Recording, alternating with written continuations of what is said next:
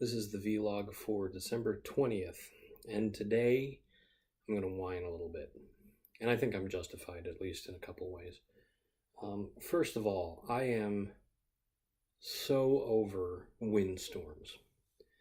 These storms I've lived with the entire time I've lived here in Washington, so 25 years. They come in, they don't have any benefit. So that's going to sound weird, but let me say, a snowstorm gives you snow. And while it can mire streets and make it impossible to reach school or work or whatever, it's pretty and it's fun to go out and be in, at least when it's fresh. Eventually it does get just a sloppy mess and then it's no good at all. But thankfully that doesn't last too long unless you're in Minnesota, and then that's March.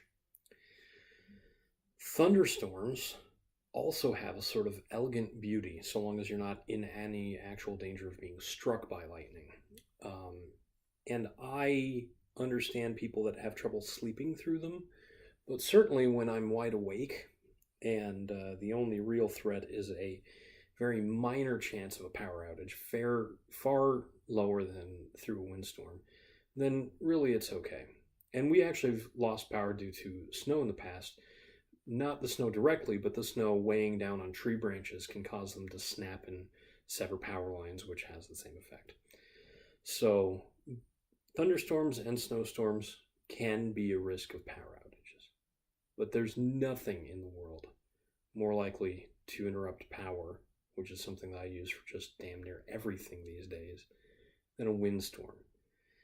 And while thunder can be distracting or even startling, with the occasional thunder strike happening very nearby. For example, earlier this year, I was driving home from work and lightning struck a tree on the Nintendo campus. That was quite startling. In fact, watching everybody freak out because they realized it was so close by was as scary as the sound itself. But wind, when it's like this, when it's this time of year, it has been blowing with lulls nearly nonstop since Saturday when we lost power. Or was that Friday? Yeah, it was Friday because, now I remember. Friday what was I going to do? I didn't have any plans, thankfully. The previous night I'd went and seen a movie. But Friday night I was just sort of, straight out of luck. So I am really, really, really ready for this wind to finally die down. I know it's going to get cold next week, and hopefully that's an indication that all of this warm wind is going away. And while the cold is not quite as comfortable physically, it will be a lot less stressful.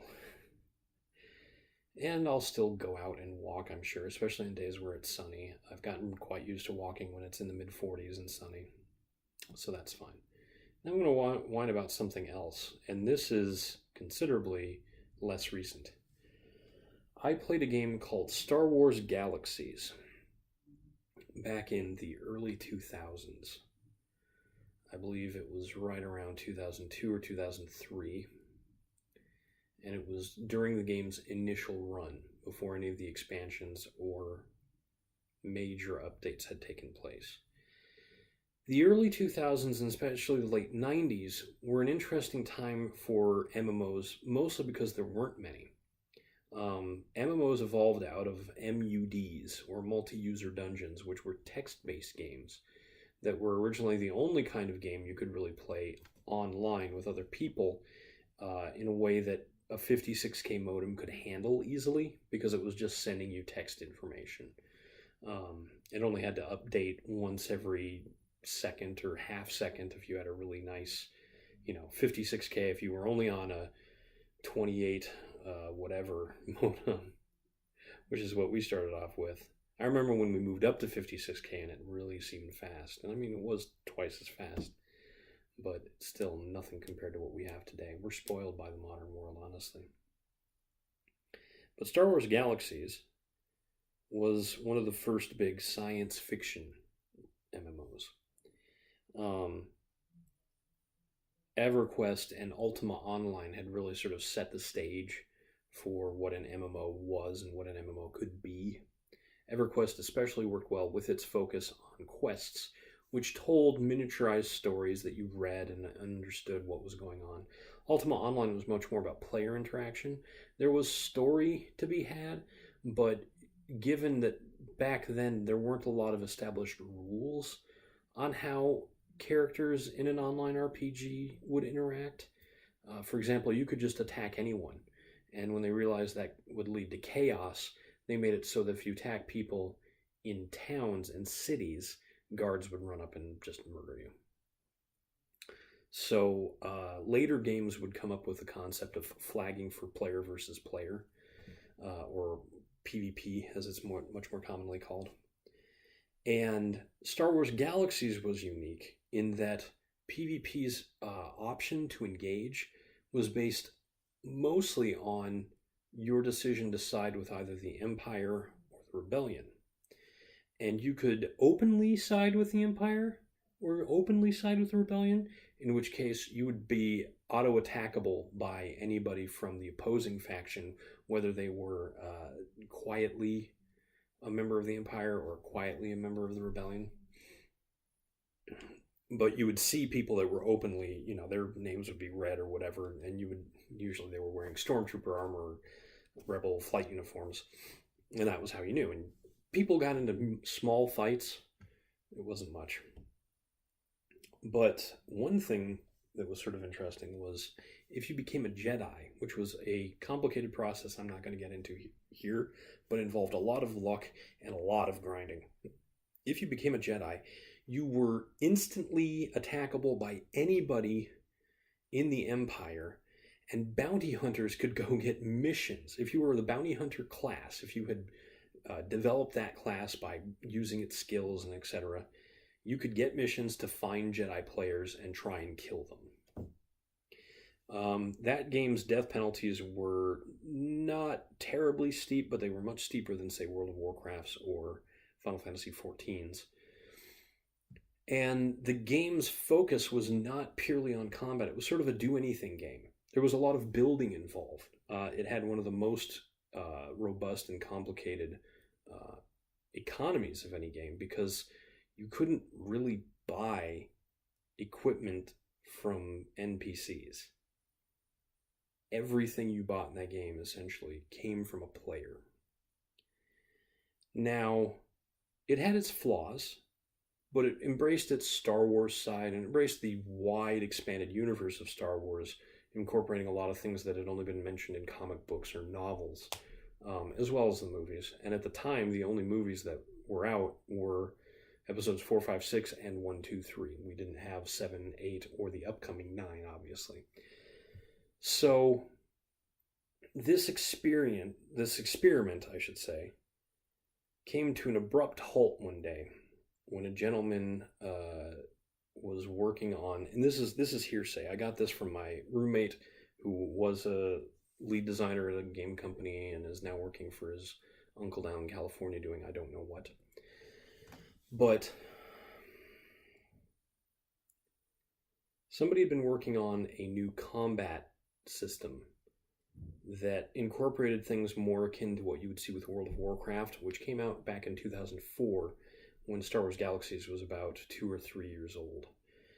And it was driving Star Wars Galaxy's interest into the ground. They'd already been making a lot of changes to try and make Jedi much easier to get, which had just turned the game into a massive grind to get Jedi. And even though it was easier and more straightforward, it was still a massive chore. And that when that was what people realized they would be doing, a lot of them just left. So this combat update was basically an entire overhaul of the questing system and the combat system combined. And instead of having a multitude of job classes that you could have multiples of at the same time, up to a certain limit determined by the amount of play you'd done, they just had 9 classes, 1 or 2 of which were Jedi. So if you wanted to, you could just out the door be a Jedi. And the problem was the game was set between episode 4 and episode 5, so right before the Empire Strikes Back. The rebels had won at Yavin, but now the Empire was, getting ready to strike back.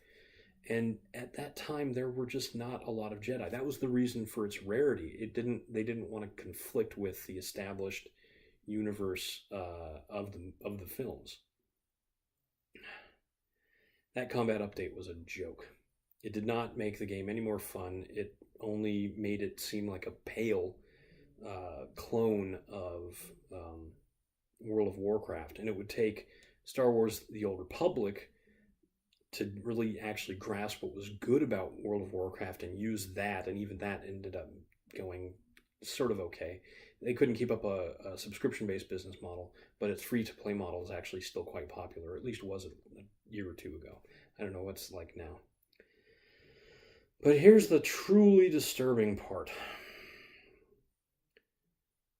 The gentleman who was in charge of Star Wars Galaxies upcoming content at the time when the combat update was implemented is now in charge of World of Warcraft.